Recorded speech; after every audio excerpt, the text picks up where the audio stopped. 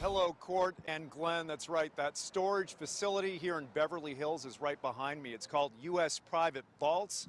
It was raided back in March, and the FBI admits that its presence in this neighborhood is rare and unsettling for the community. This was a joint investigation involving the Drug Enforcement Administration, the U.S. Postal Inspection Service, and Beverly Hills PD. According to court documents, this business, U.S. Private Vaults, has been charged with conspiring to sell drugs and money laundering. As part of that investigation, FBI agents asked a judge for permission to rip hundreds of safe deposit boxes from the walls and then haul them away. While the business was embroiled in criminal charges, its customers were not. The judge said the FBI could seize the safe deposit boxes, but had to return the contents to the rightful owners. Yet, according to reports, federal agents are now trying to confiscate $86 million in cash and millions more in jewelry and other items found in nearly 400 boxes. Prosecutors claim the box holders were engaged in criminal activity and therefore the seizure is justified. But apparently there is no evidence to support that allegation, and the property owners are outraged. More than a dozen of them are suing the federal government for the return of their valuables, claiming gross abuse of power. The FBI did not say much at an earlier news conference during the raid. The duration of the investigation is ongoing, but this investigation has been going on for a number of years. What is known, U.S. Private Vaults, is just that, a private vault storage that does allow individuals to store valuables and such. So there are valuables within the storage facility. My money got seized by the police. They seized $39,500. Meet Jerry. He lives just outside Charlotte, North Carolina. I'm a truck driver, owner of Triple J Logistics. Jerry manages 2 trucks and 2 drivers. He used the trucking industry to turn his life around after leaving prison a decade ago. I got my commercial driver's license in 2012 when I got out of prison. I started my company in 2015. With his business going well, Jerry looked into expanding his fleet. I was looking to add on a 3rd truck to increase my revenue of my company, but that didn't happen. That didn't happen because he did something completely legal. Fly domestically with cash. I was going to buy a truck for my business from an auction in Phoenix. They had the brand that I liked. I like that ISX motor, I love it. It was one of them reactions where I needed to go get this thing. When he stepped off the plane in Phoenix, Arizona to pick up his luggage, Jerry was confronted by law enforcement. And he pulled out his badge and he said, may I see your ID? I passed him my ID. He asked me, was I carrying any drugs? I told him no. He asked me, was I carrying any large sums of money? I said yes. Jerry was taken to a back office where he was interrogated for an hour. I never thought anything was wrong. I just thought he wanted to take a look at the money and verify where I had got this income, and he was gonna let me go with my money. Police refused to believe that the money was Jerry's, but the only evidence they had was his old criminal convictions. About an hour later, he came out with a piece of paper and laid it on the desk. He said, if you don't sign this paper, then you're gonna be arrested. And I didn't know arrested for what, so eventually I signed the paper and he told me I was free to go. Officers took all the money Jerry was carrying, and now the government is working to keep it through civil forfeiture. I was carrying $39,500. I got the money from saving, a loan from my family members, and I paid myself through my business. Jerry's business has been hurting because he doesn't have a 3rd truck or the money he was saving. Ever since they took my money, we're just basically making ends meet right now. To get his money back, Jerry had to first prove to Arizona that the money belonged to him. My attorney presented tons of evidence. I didn't feel like we was gonna lose that. I thought we did more than enough for them to give my money back. Jerry lost when the Arizona judge ruled that he wasn't the owner of the money because Jerry could not prove that the cash wasn't connected to any crime. Now the Institute for Justice is teaming up with Jerry to appeal the decision. I thought you had to do something illegal for them to seize your money. I never thought that they could take my money based on my criminal past. No one should be required to prove their own innocence to keep their property. The Institute for Justice will fight with Jerry for his savings and work to end the abuses of civil forfeiture.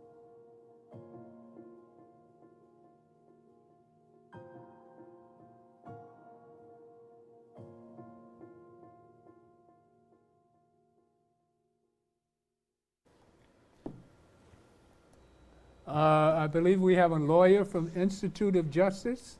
For justice. For Justice. For justice. Do you know about that being case? here. Do you know about that case? I do know that case. I know that case very well. I didn't litigate it, but a couple of my colleagues did, and it is the story is exactly right. The trial court said that Jerry wasn't the owner of the money because he couldn't show he legally owned it, which of course is putting the burden on you to prove your own innocence. So we ended up taking that to the Arizona Court of Appeals, which quickly reversed and said, no, all he has to show is that it was his money, and the fact that you found him with the money is pretty good evidence that it's his money.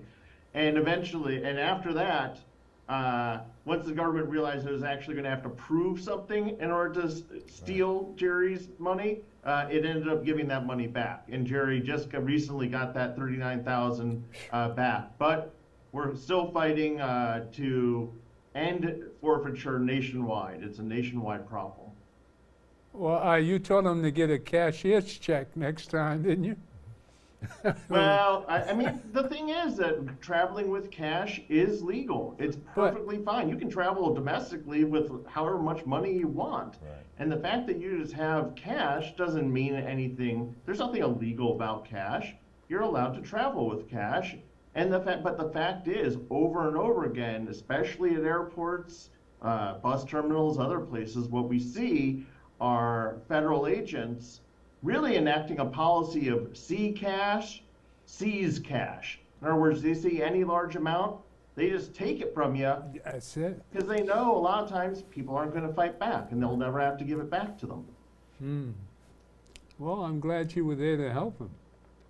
Well, I wish I could give credit for that one. That was my colleagues, Dan Albin and Marie Miller. Dan Albin runs our forfeiture initiative. I'm a senior attorney who works on forfeiture. I also run our project on the Fourth Amendment, which is what led me to the first case that you highlighted, the United States private vaults case, which is probably the single most egregious abuse of the Fourth Amendment I've seen in my career as a public interest attorney.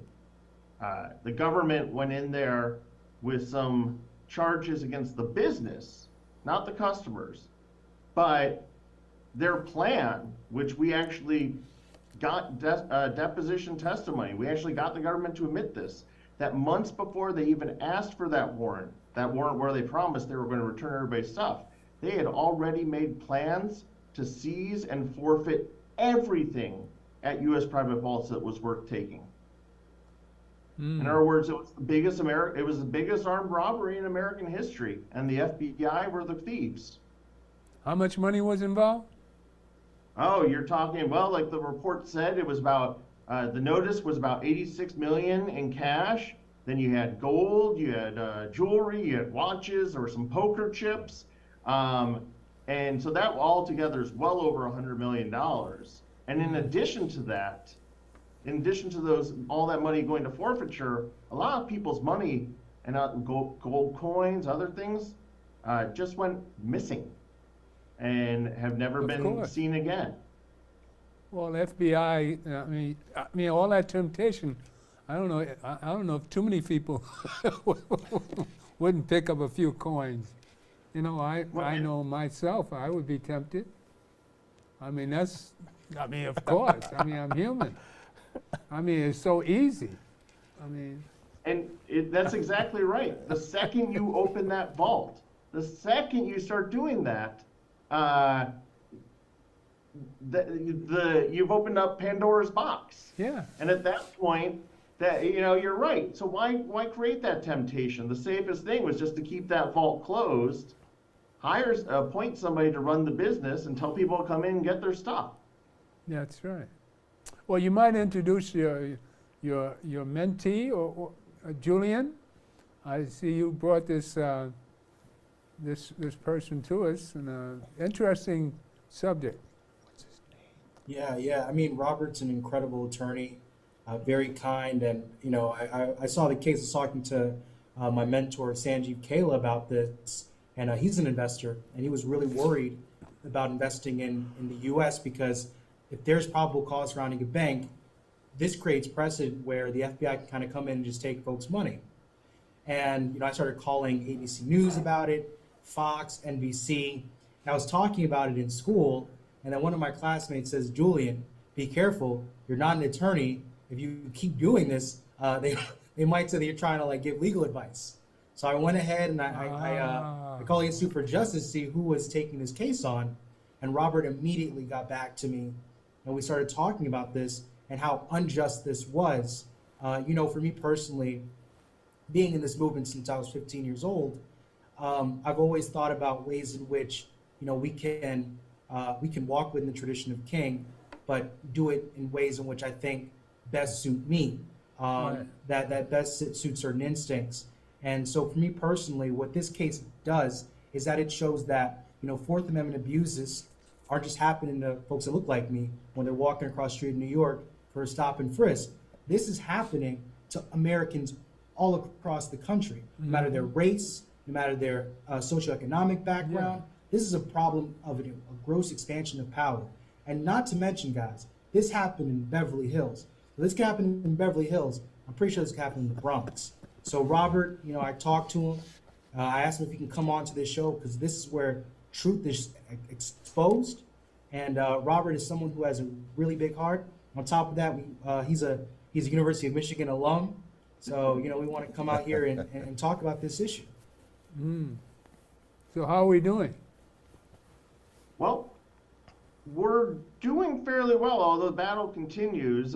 We were pretty successful in the first case. We didn't stop the government altogether, but what we did is we got the government, when I mentioned to you that the government tried to forfeit people's property, we got the judge in the case to say that the notices they sent out to people were insufficient, because those notices, if you ever look at them, they don't actually say what law you broke or what the government thinks you did wrong.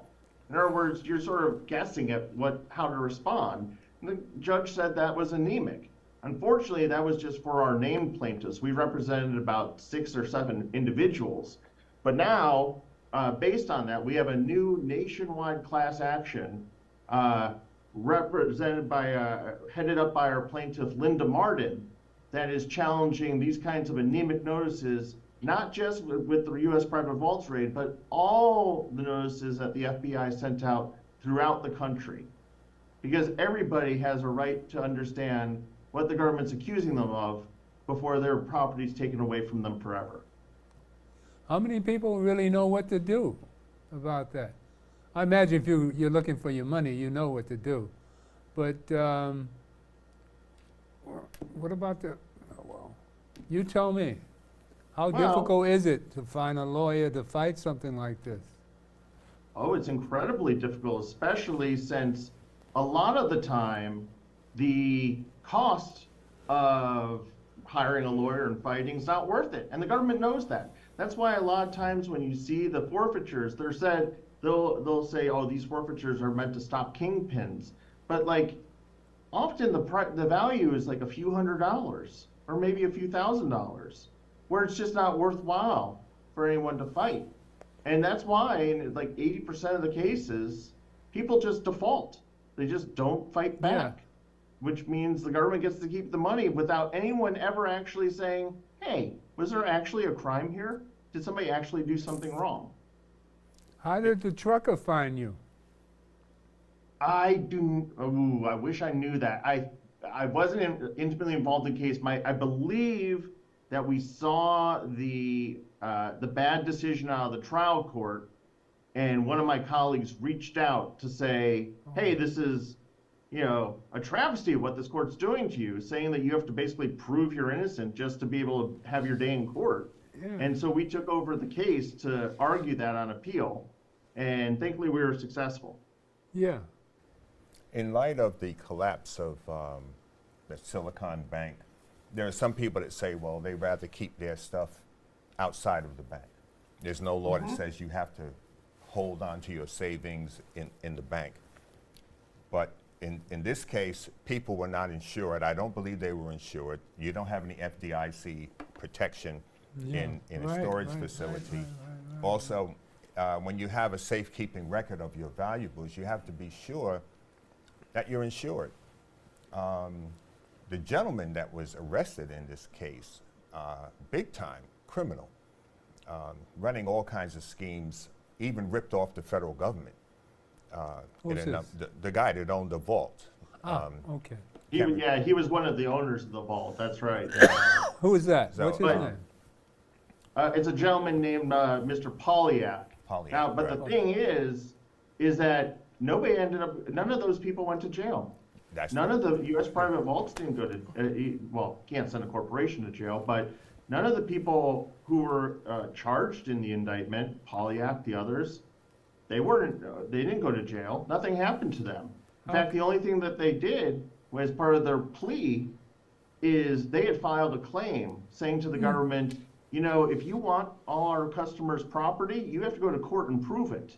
Right. And then the federal government strong-armed the company to rescind that claim as part of its plea agreement. In other words, it forced them to sell out their customers. Right. So therein they stay out of jail. The So people out of that lose all 100 million, their how much property. did the FBI or the government get? They're What do still you figure holding they it. got? They're still holding it. I think much you are they had holding? 300. I think 300 out of the 700 did get their items back. Is that correct? That's about right. They started, some people, and the way it worked was there were about 700 boxes, and if you didn't have $5,000 worth of stuff in your box, you were fine because it wasn't worth it. Worth it to the government to try and take it. So the government would give that stuff back, so that's people like maybe a heirloom or something. But for anyone over $5,000. Every single one of those people got forfeiture notices. And they had to try to navigate and negotiate just to get their stuff back. And a lot of them never did. That in and of itself is a major injustice for the government to be engaged in. They've established no wrongdoing by any of the people from what you said. I've had to go before a judge and swear on arrest warrants, no-knock warrants. And it was specific as to what I was getting because I knew who the person was that committed the crime. So if they allege that this guy and his cohorts were moving drugs and doing other things, you just can't assume that everybody that has their valuables stored there is involved in the commission of the crime. People have all kinds of businesses where they launder money. They move drugs through different nightclubs and things of that. So when you go in and raid the nightclub, you lock everybody up in the nightclub and accuse them of laundering money. This is a grave injustice, especially in light of the guy in Florida claiming what the FBI did to him, It's like you suspected the landlord of committing some crimes, and as a result, you tossed every single apartment in the apartment building. Right. It's insane. Well, what do we do to protect ourselves? Well, I think the biggest thing here is that it is for lack of a better word, it's an institutional rot. The profit incentive that drives forfeiture, because you got to remember with civil forfeiture, once that property is forfeited, it doesn't go into like a general fund. It goes into a special fund that is controlled by the very people who did the seizing and the forfeiting. And it gives them this huge incentive to see you and me not as fellow citizens, but like walking ATMs. So the biggest thing is for congressional action to end policing for profit, to make sure that all those funds don't go to the seizing and forfeiting agencies, but to a neutral fund, and also to create stronger protections so that people like Jerry don't have to prove their innocence. The government actually has to prove that they're guilty of something specific before it can try to take their property forever. After all, in America, we're supposed to have the idea of innocent until presumed innocent until proven guilty, and that should happen. That should be the case with civil forfeiture as well. Jerry signed under duress. Why did the real thieves get away with it? Whatever they were doing wrong, how did they get away? You said they made a plea bargain? Yeah, they made the U.S. Private Vaults, the company, made a plea bargain, and nobody served any jail time for it. And what that really shows is that this was really a smokescreen. And the deposition testimony, the testimony I got from these government officials, basically showed that even when they say, and you heard that in the video segment, oh, this is part of a multi-year investigation. Yeah. The multi-year investigation was always focused on getting to the customer's property. It wasn't really about the company. They viewed the company originally as a honeypot, so they would look at it to see, like, maybe there's some shady people we can snag, and then they just decided, no, let's just go after everybody. And they concocted this scheme about the company in order to make that happen. The gentleman with the truck, he signed under duress. Absolutely. What did he sign? The forfeiture release, the guy told him, if you don't sign this, we're going to lock you up. Yeah. So that's the threat. That's So he duress. signed his money He away? signed under duress, which is illegal. Oh, okay. It's like I put a gun to your head and say, sign the paper. If you don't sign the paper, you know what's going to happen. See, so that's a tactic that the law enforcement agency out there in Arizona did, which was illegal, totally illegal. Anything to say? You know, that just reminds me about what happened to Central Park 5, right? There was this woman who was running, and she was raped, and then they rounded up 5 young men and had them, you know, in a situation of duress. And often not, when these cases come up, it fuels in me the fight. And, you know, just thinking back to the previous conversation about the Reverend Al Sharpton, growing up, I grew up under the Dr. King movement in the sense of going to the Martin Luther King Center. But often when I would look at Dr. King, I couldn't see myself becoming that, because he was someone who came up in privilege, right? His daddy was a preacher. And, but however, I did admire him.